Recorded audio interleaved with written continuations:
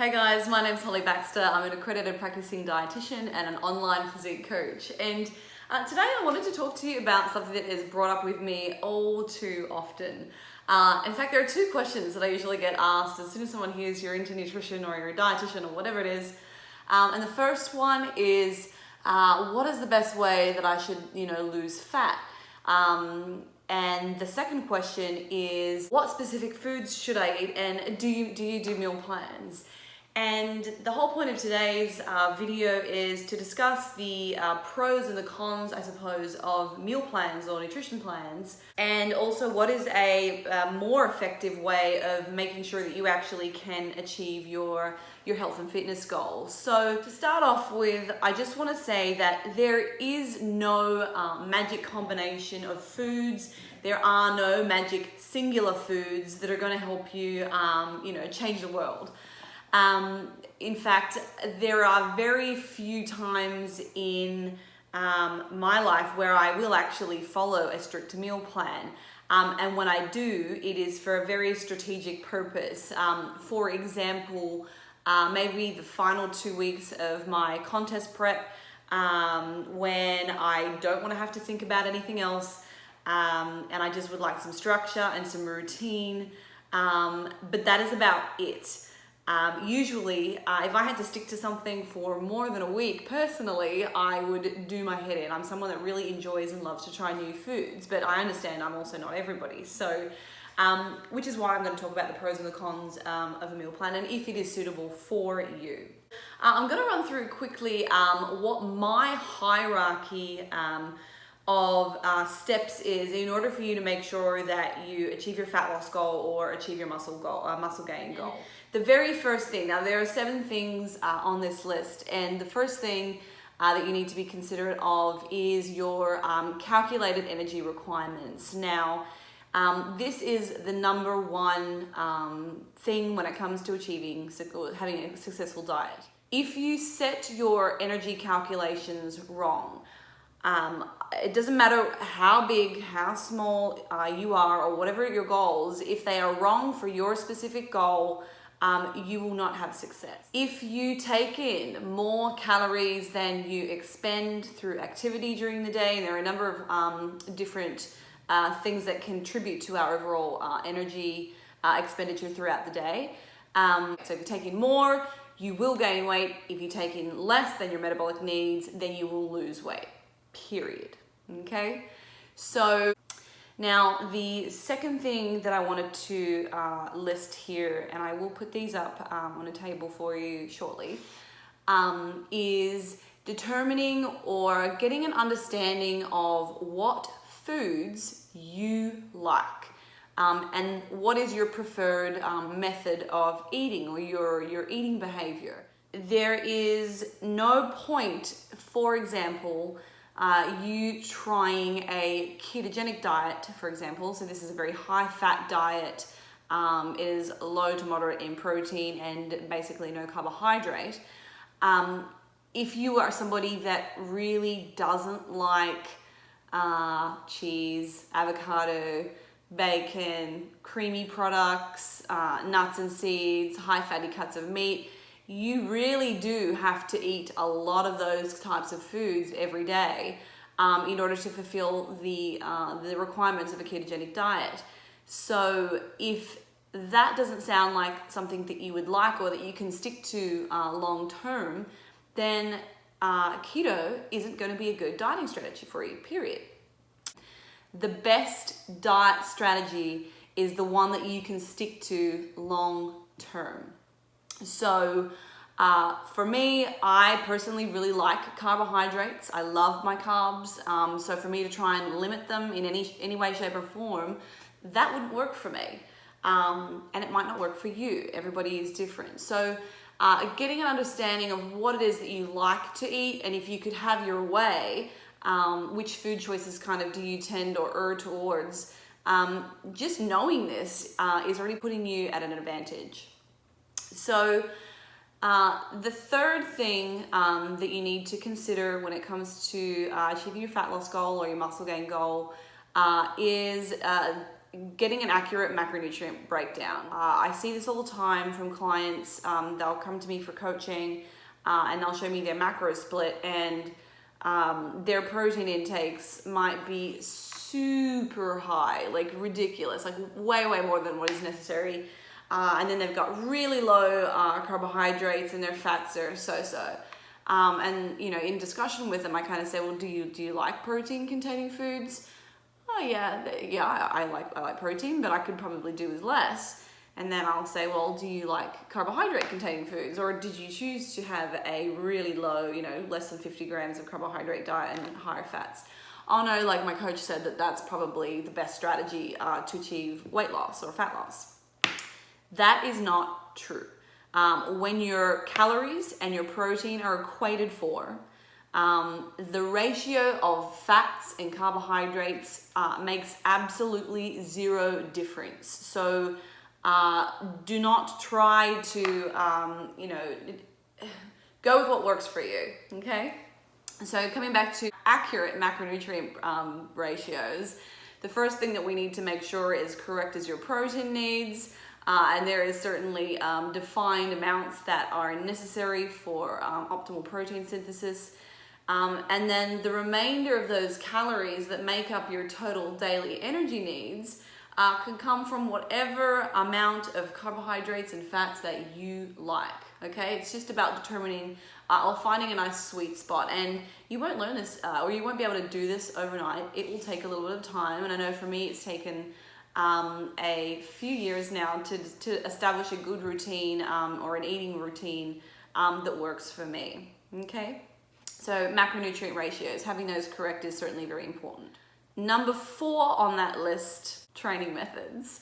So again, people will inquire for coaching, and they are looking to drop body fat and they want to gain some lean muscle, and then you know, with a bit of probing and asking some questions, they're doing way too much cardio, not enough resistance training, or and what surprises me is the number of professional athletes or experienced you know, people in weight training or resistance training that don't actually follow a set program. They go into the gym, today's upper body day, we'll do some upper, great, and they've got a few exercises they like to do and that's it, but they don't track their weights, they don't track their reps and sets.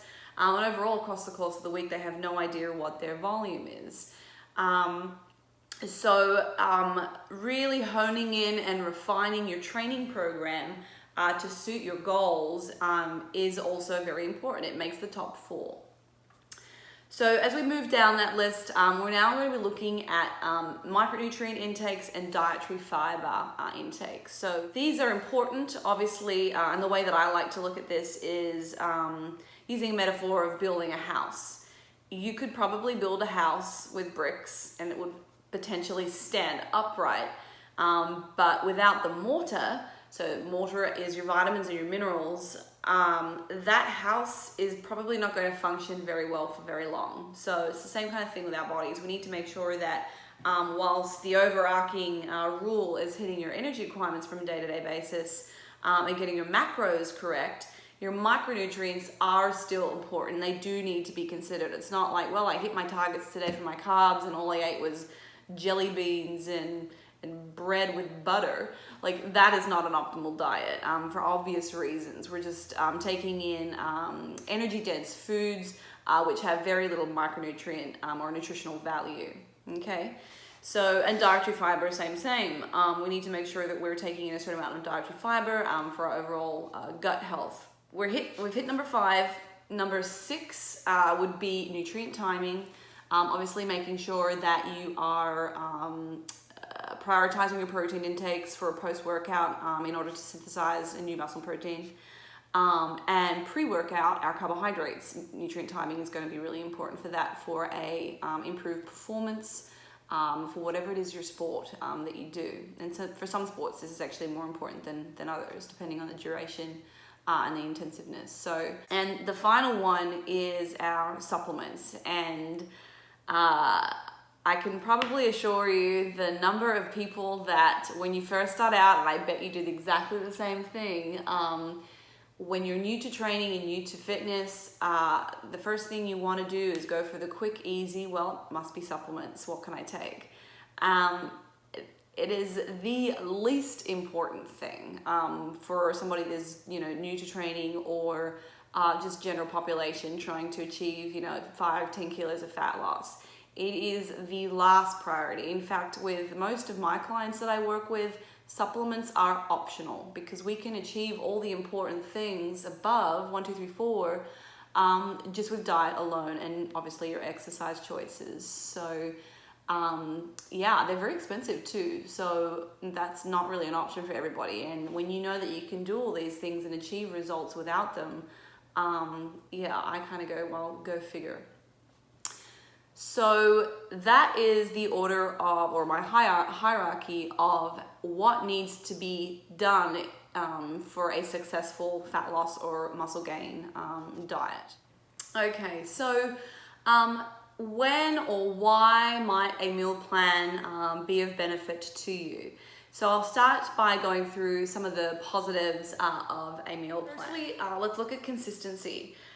Having a structured meal plan is able to ensure that your dietary intakes are consistent from day to day. So even if your macronutrient ratios were a little off, and perhaps you weren't taking in the right kinds of foods that were nutritionally advantageous, or they have a good micronutrient profile, at least you're being consistent with something. And when it comes to our metabolic health, this consistency of hitting the same targets over a certain period of time has a positive effect on our metabolism. In fact, what would happen over time, the longer you adhere to certain macronutrient targets, we create what would be a set point, or a calorie set point. And you may have also heard this referred to as your maintenance calories. So maintenance calories is defined by the point at which you reach equilibrium. So where your daily energy expenditure through activity, or your NEAT, which is your non-exercise activity thermogenesis, and your thermic effect of food, things like this, they all contribute to energy expenditure, or how much your body actually needs to operate from a day to day. So when you reach equilibrium, they are matching the amount of energy or calories consumed from food. So this is your maintenance calories, okay? And I did do a video very recently on how to determine your maintenance calories. I'm going to put the link up for you at the end of the video so you can check that out if you are unsure. So that's maintenance calories.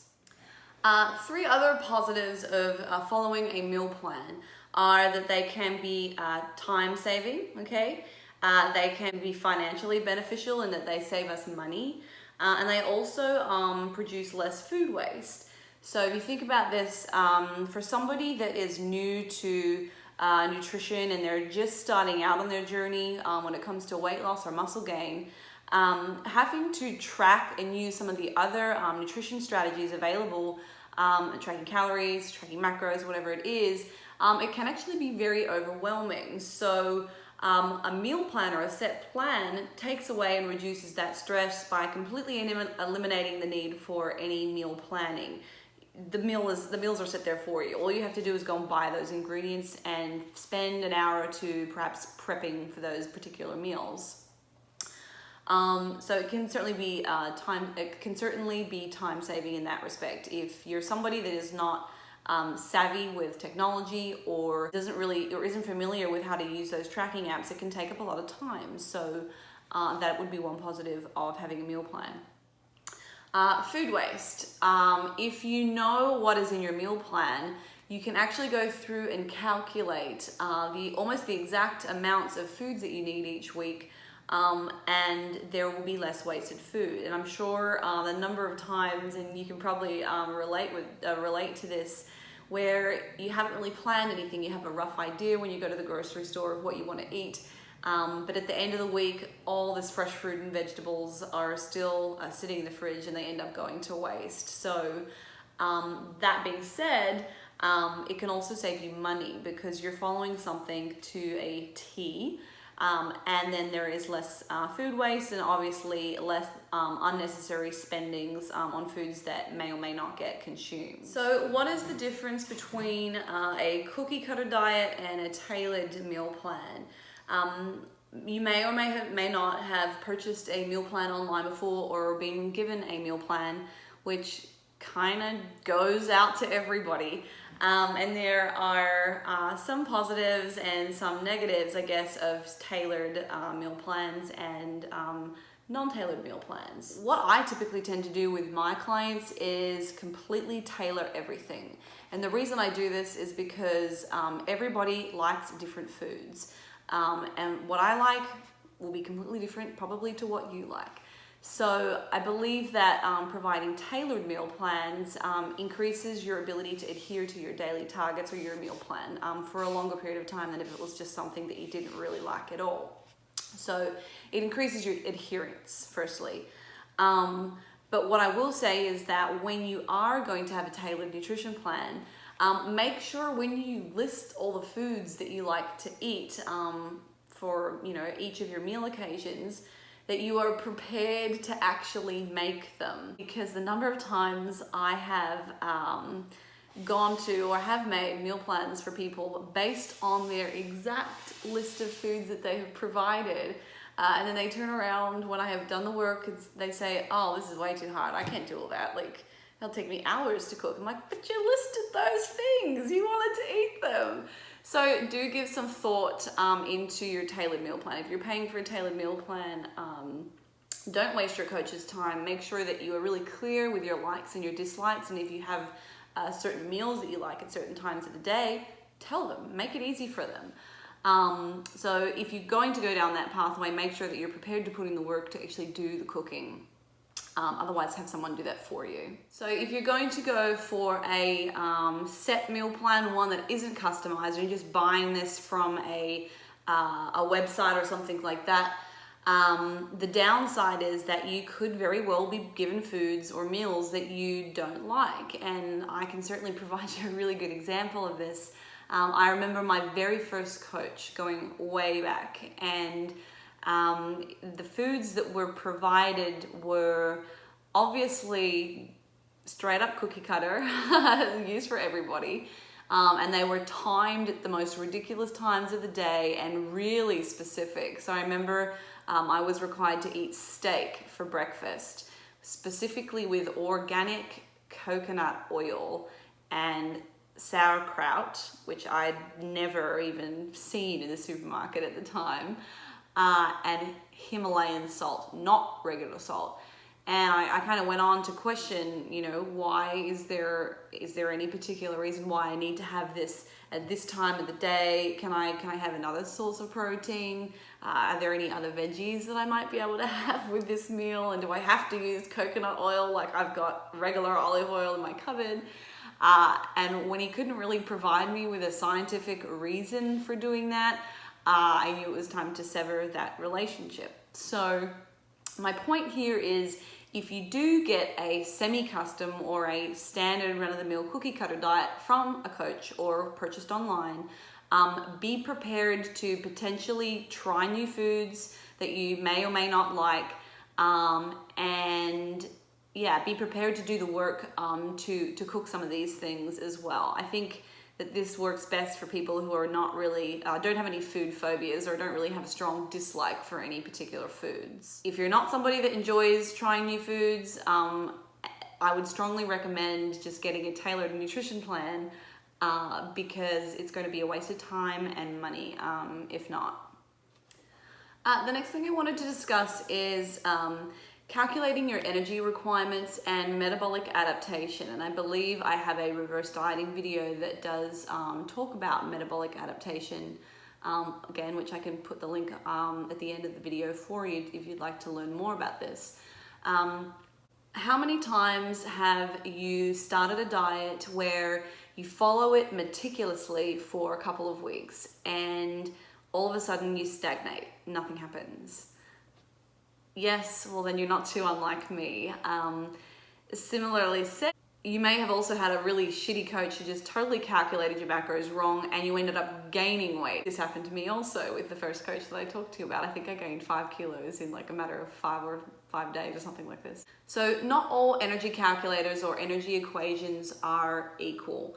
And most of the equations available to us descended from research that looks at fairly homogeneous population groups, and not everybody fits into this homogeneous group, and not all metabolisms are equal. So our energy requirements are not static. They're constantly shifting and changing and adapting to meet our energy needs. And this is most obvious when you are dieting. So your metabolism will shift and adjust to work with the calories that you're consuming. And we talked about maintenance calories or a set point earlier.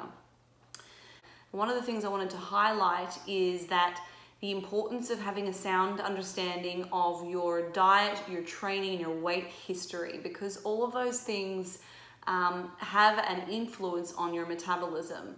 So to give you an example, when I was quite young, I was doing a lot or a high volume of training for athletics, and I was also consuming very low caloric intakes, just based on some advice that a coach of mine had said. And sadly, I actually ended up developing an eating disorder because of that.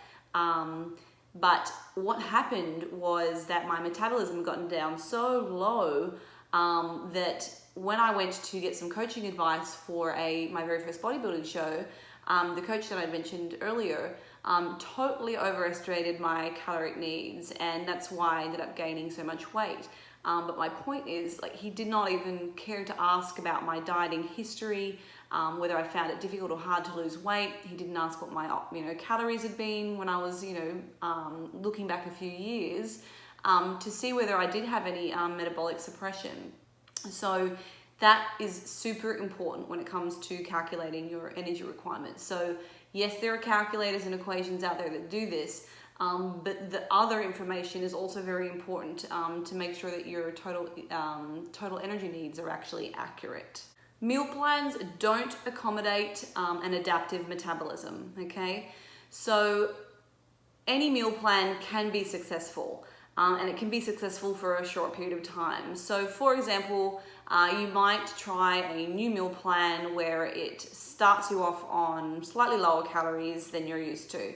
Now, the amount of weight that you lose and the duration that it takes to actually achieve that weight loss is totally determined by the caloric intakes of that particular meal plan. But once you adapt to that, those calories, you will plateau and you will return to maintenance. That is your new maintenance calories. So the only way that a meal plan is going to be successful is if it is changed and amended. And the way that we do that is reducing your calories further, okay?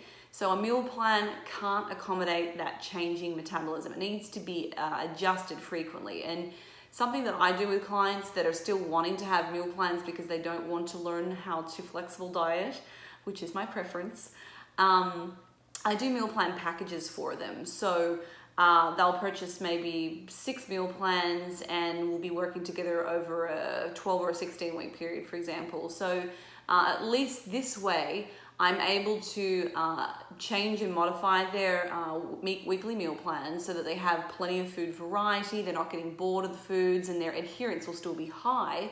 But they're also checking in with me frequently enough for me to adjust their macronutrient targets and their calorie targets as their metabolism adapts towards their goal. It could be the other way. It could be that they're trying to gain muscle and you adapt to this new calorie setting, you can't gain any more weight. You need to take it up, well then we adapt again, and so on and so forth. So who do meal plans work best for? In my experience, it is a very small subset of people that do well on a structured meal plan. They are someone that has a very regimented or structured working role where they're not traveling around from location to location. And for somebody that also likes regime and is a creature of habit when it comes to food choices. You can imagine if you were traveling for work, trying to find means to keep your food refrigerated for heating purposes or storage purposes, that could be very difficult if you had a structured meal plan. Also, some working positions actually provide or cater the meals for you. So if you had only a select menu to choose from or food options, and you were given a structured meal plan, it would also be very difficult to follow that meal plan successfully. Personally, I prefer flexible dieting.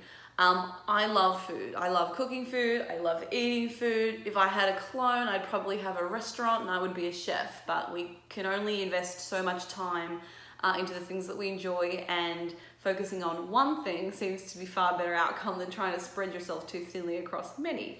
So flexible dieting offers you a far greater diversity and variety of foods. One thing I can say with great confidence is that the people that do learn and take the time to try flexible dieting actually have far greater adherence to their macronutrient targets. They enjoy the process of losing weight or gaining muscle much better because they have so much freedom within their food choices, and overall it seems to be a more successful way to lose weight or to build muscle. And within flexible dieting, you can still incorporate your specific food preferences too. So if you're somebody that chooses ketogenic or chooses to have a high carb, low fat diet because that's your preference for foods, or vegan eating, vegetarian, these are all nutritional choices that can still be adhered to using flexible dieting. So it offers a lot of diversity. The other positive thing I wanted to mention is a recent research article was published about flexible dieting, comparing it to structured meal plans. And they actually found that female bikini competitors who followed a if it fits your macros approach compared to the structured meal plan approach actually had more favorable micronutrient intakes over the course of the contest preparation or their diet phase. So that is obviously another benefit of flexible dieting, that it increases your food variety and overall your micronutrient intakes too.